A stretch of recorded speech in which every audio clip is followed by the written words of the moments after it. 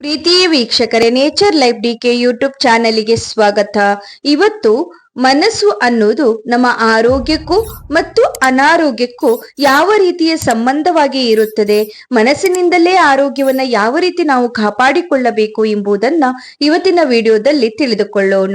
ಇನ್ನು ನನ್ನ channel subscribe ಆಗದೆ ನೋಡ್ತಾ ಇರೋರು ಪ್ಲೀಸ್ ಚಾನೆಲ್ ಅನ್ನ ಸಬ್ಸ್ಕ್ರೈಬ್ ಮಾಡ್ಕೊಳ್ಳಿ. ಪಕ್ಕದಲ್ಲೇ ಇರುವ ಬೆಲ್ ಐಕನ್ ಪ್ರೆಸ್ ಮಾಡಿ ಆಲ್ ಅಂತ ಕ್ಲಿಕ್ ಮಾಡಿ ನಾನು ಹಾಕುವ ಎಲ್ಲಾ ವಿಡಿಯೋ ಸಹ ನಿಮಗೆ ಸಿಗುತ್ತದೆ. ಅನೇಕ ಅಂಗಾಂಗಗಳಲ್ಲಿರುವ ನಮ್ಮ ದೇಹ ಒಂದು ರಚನೆ.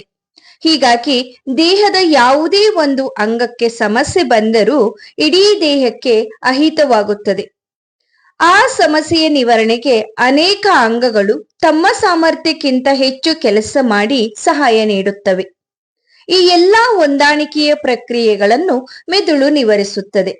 ಉದಾಹರಣೆಗೆ, ಕಾಲಿಗೆ ಪೆಟ್ಟಾದಾಗ ಹೃದಯದ ಬಡಿತ ವೇಗವಾಗಿ ಪೆಟ್ಟಾದ ಜಾಗಕ್ಕೆ ಹೆಚ್ಚು ರಕ್ತ ಸಂಚಾರ ಆಗುವಂತೆ ಮಾಡಿ ಹೆಚ್ಚಿನ ಪೋಷಕಾಂಶಗಳನ್ನ ಒದಗಿಸುತ್ತದೆ. ರಿಪೇರಿ ಮಾಡಬಲ್ಲ ರಕ್ತ ಕೋಶಗಳನ್ನು ತಲುಪಿಸುತ್ತದೆ. ಉಸಿರಾಟದ ಗತಿ ಮತ್ತು ಆಳ ಹೆಚ್ಚಾಗಿ ಶ್ವಾಸಕೋಶಗಳು ಹೆಚ್ಚಿನ ಆಕ್ಸಿಜನ್ ಒದಗಿಸುತ್ತವೆ. ಸುತ್ತಮುತ್ತಲ ಸ್ನಾಯುಗಳು ತಮ್ಮ ಕೆಲಸವನ್ನ ಕಡಿಮೆ ಮಾಡಿ ಪೆಟ್ಟಾದ ಜಾಗ ಹೆಚ್ಚು ಅಲುಗಾಡದಂತೆ ನೋಡಿಕೊಳ್ಳುತ್ತವೆ. ಒಟ್ಟಾರೆ ಇಡೀ ದೇಹ ಸಮಸ್ಯೆಗೆ ಸ್ಪಂದಿಸುತ್ತದೆ. ಆದರೆ ದೇಹಕ್ಕೆ ಹಲವಾರು ದೀರ್ಘಕಾಲಿಕ ಕಾಯಿಲೆಗಳು ಆವರಿಸಿಕೊಂಡಾಗ ಪರಿಣಾಮ ಏನಾಗಬಹುದು? ಮಧುಮೇಹ, ಅಧಿಕ ರಕ್ತದ ಒತ್ತಡ, ಸಂಧಿವಾತ, ಸ್ನಾಯುಗಳ ಕಂಪನ, ಬೊಜ್ಜು, ಹೃದಯ ದೌರ್ಬಲ್ಯ, ಕಿಡ್ನಿಗಳ ವೈಫಲ್ಯ ಮೊದಲಾದವು ದೀರ್ಘಕಾಲಿಕ ಕಾಯಿಲೆಗಳು. ಇವುಗಳಲ್ಲಿ ಬಹುತೇಕ ಕಾಯಿಲೆಗಳಿಗೆ ಶಾಶ್ವತ ಪರಿಹಾರ ಎನ್ನುವುದು ಇಲ್ಲ.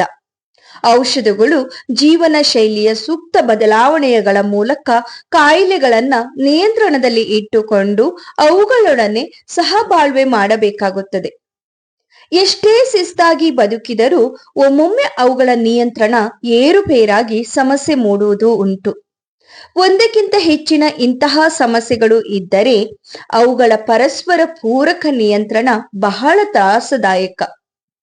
ಒಂದು ಕಾಯಿಲೆಯ ನಿಯಂತ್ರಣ ಮತ್ತೊಂದನ್ನು ಉಲ್ಬಣಿಸುವ ಸಮಸ್ಯೆ ಇದ್ದೇ ಇರುತ್ತದೆ.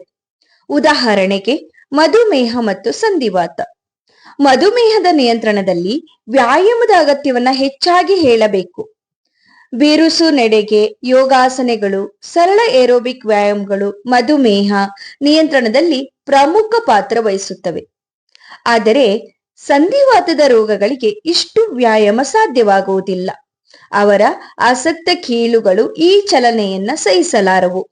ಜೊತೆಗೆ ಸಂಧಿವಾತಕ್ಕೆ ಬಳಸುವ ಕೆಲವು ಔಷಧಗಳು ಮಧುಮೇಹಿಗಳ ರಕ್ತದಲ್ಲಿನ ಸಕ್ಕರೆಯ ಅಂಶವನ್ನು ಕೂಡ ಏರಿಸಬಲ್ಲವು.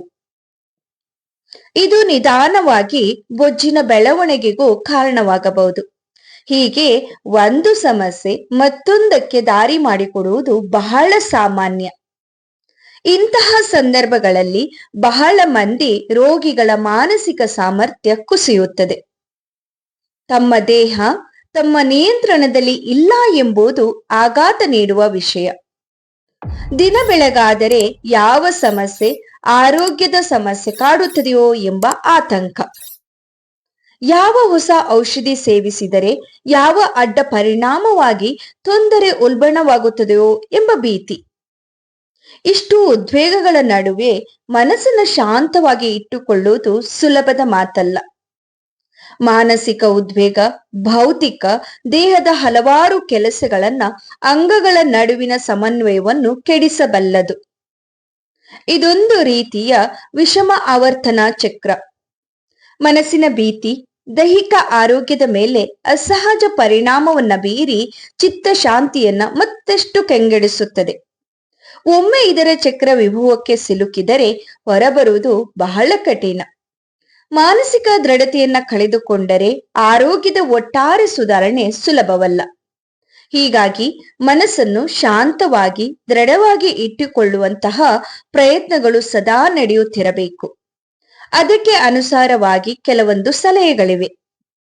ಆರೋಗ್ಯ ಸಮಸ್ಯೆಗಳು ಎಷ್ಟೇ ಇರಲಿ ಅವೆಲ್ಲವನ್ನ ನಿಮಗೆ ಪರಿಚಯ ಇರುವ ಡಾಕ್ಟರ್ ಸಲಹೆಯನ್ನ ಪಡೆಯಿರಿ.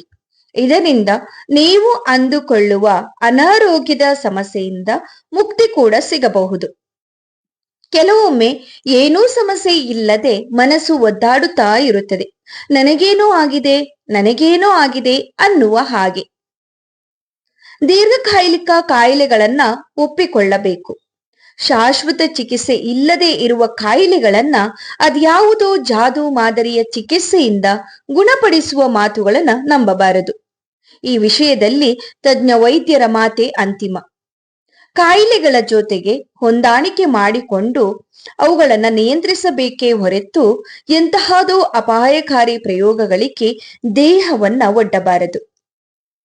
ಪ್ರಾಣಾಯಾಮ, ಧ್ಯಾನ, ಆಧ್ಯಾತ್ಮಿಕ ಚಿಂತನೆ, ಸಾಮಾಜಿಕ ಅಭಿಮುಖವಾದ ಹವ್ಯಾಸಗಳು, ಆರೋಗ್ಯಕರ ಜೀವನ ಶೈಲಿ, ಕುಟುಂಬ ಸಭ್ಯರೊಡನೆ ಒಳ್ಳೆಯ ಸಂಬಂಧ, ಮಿತ್ರ ಬಳಗ, ಮನಸ್ಸೋ ಉಲ್ಲಾಸದ ಹವ್ಯಾಸಗಳು ಮೊದಲಾದವು ಮನಸ್ಸಿನ ಶಾಂತಿಗೆ, ದೃಢತೆಗೆ ಕಾರಣವಾಗಿ ಜೀವನದ ಕಠಿಣ ಆರೋಗ್ಯ ಸಮಸ್ಯೆಗಳನ್ನ ಇದು ಬಗೆಹರಿಸಬಲ್ಲವು.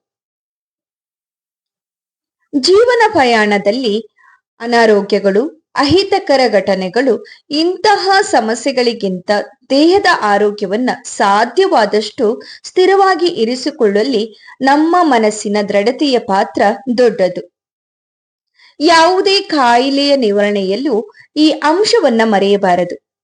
ಮನಸ್ಸಿಗೆ ನಾವು ಅಂದುಕೊಂಡಂತೆ ಆಗುತ್ತಾ ಹೋಗುತ್ತದೆ. ಹಾಗಾಗಿ ನೋವಿದ್ದರೂ ನೋವಿಲ್ಲ ಅಂತ ಅಂದುಕೊಂಡರೆ ಸ್ವಲ್ಪ ಮಟ್ಟಿಗಾದರೂ ಅದನ್ನ ತಡೆದುಕೊಳ್ಳುವ ಶಕ್ತಿ ನಮಗೆ ಈ ದೇಹ ನೀಡುತ್ತದೆ. ಹಾಗಾಗಿ ನಮ್ಮ ಮನಸ್ಸನ್ನ ಆದಷ್ಟು ನಮ್ಮ ಹಿಡಿತದಲ್ಲಿ ಇಟ್ಟುಕೊಂಡು ನೆಮ್ಮದಿಯ ಜೀವನ ಸಾಗಿಸುತ್ತಾ ಹೋದರೆ ಖಂಡಿತವಾದ ಆರೋಗ್ಯಕರವಾದ ಜೀವನವನ್ನ ನಾವು ಕಂಡುಕೊಳ್ಳಬಹುದು. ಈ ಟಿಪ್ಸ್ ನಿಮ್ಗೆ ಇಷ್ಟ ಆದ್ರೆ ಪ್ಲೀಸ್ ಫ್ರೆಂಡ್ಸ್ ವಿಡಿಯೋಗೊಂದು ಲೈಕ್ ಕೊಡಿ. ಹಾಗೆ ಫ್ರೆಂಡ್ಸ್ ಫ್ಯಾಮಿಲಿ ಜೊತೆ ಶೇರ್ ಮಾಡ್ಕೊಳ್ಳಿ. ಸಬ್ಸ್ಕ್ರೈಬ್ ಆಗದೆ ನೋಡ್ತಾ ಇರೋರು ಪ್ಲೀಸ್ ನನ್ನ ಚಾನಲ್ ಅನ್ನ ಸಬ್ಸ್ಕ್ರೈಬ್ ಮಾಡ್ಕೊಳ್ಳಿ. ಪಕ್ಕದಲ್ಲೇ ಇರುವ ಬೆಲ್ ಐಕಾನ್ ಪ್ರೆಸ್ ಮಾಡಿ ಆಲ್ ಅಂತ ಕ್ಲಿಕ್ ಮಾಡಿ. ಹೀಗೆ ಮಾಡೋದ್ರಿಂದ ನಾನು ಹಾಕುವ ಎಲ್ಲಾ ವಿಡಿಯೋಸ್ ಸಹ ನಿಮಗೆ ಸಿಗತ್ತೆ. ಈ ವಿಡಿಯೋ ನೋಡಿದಕ್ಕಾಗಿ ಎಲ್ರಿಗೂ ಧನ್ಯವಾದಗಳು.